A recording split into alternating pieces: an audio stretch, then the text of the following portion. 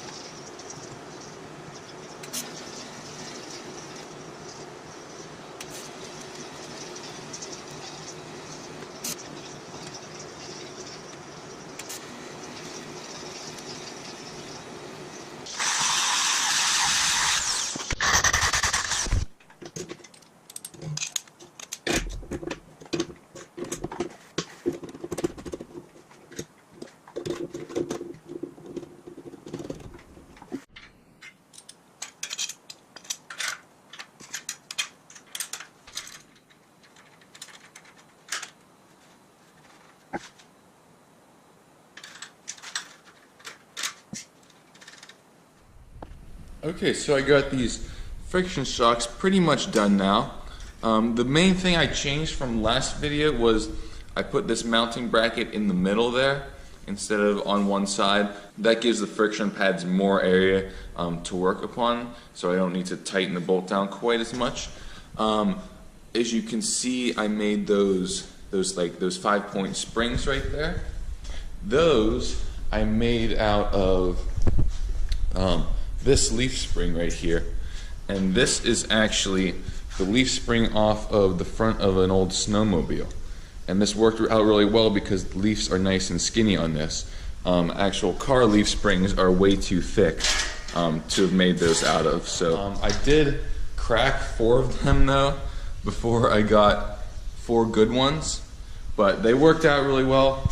I don't have them tightened down right now, but they'll tighten down nicely. Got those bolts through there. Those are 1/2-inch fine thread bolts. They should work out really nicely.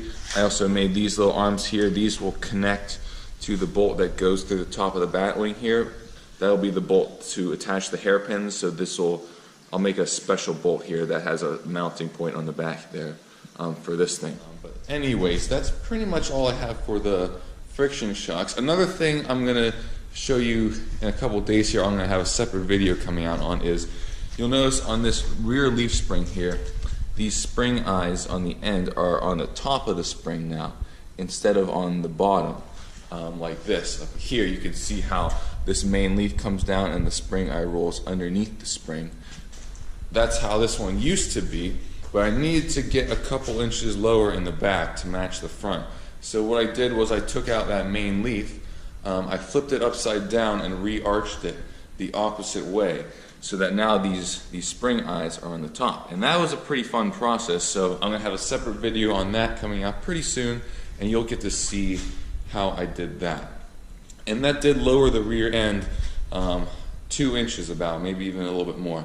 And so now it's pretty close with the front of how I want it to be sitting eventually.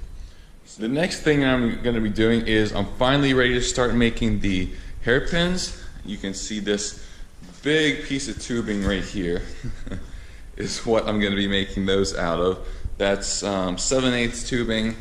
I forget the exact wall thickness, but that should work out really nicely. I also have these, you can remember I made these here. These are the clevis ends that will go up here to mount the hairpins to. These are threaded now. I didn't thread these. I had a friend who works at a machine shop thread those for me.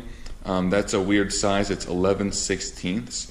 The reason it's so weird is because 11/16 is really close to already being able to thread into the ends of that tubing. So that just makes it really convenient.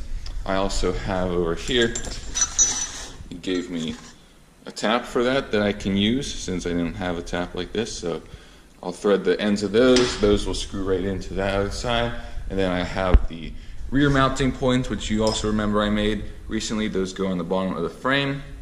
And then now I'm ready to start making those hairpins. And once those are in, the front end will be really nice and solid there. And I think that'll really start to bring things together. So I'm excited for where this is going. I hope you are too. So thanks for watching, and I'll see you next time.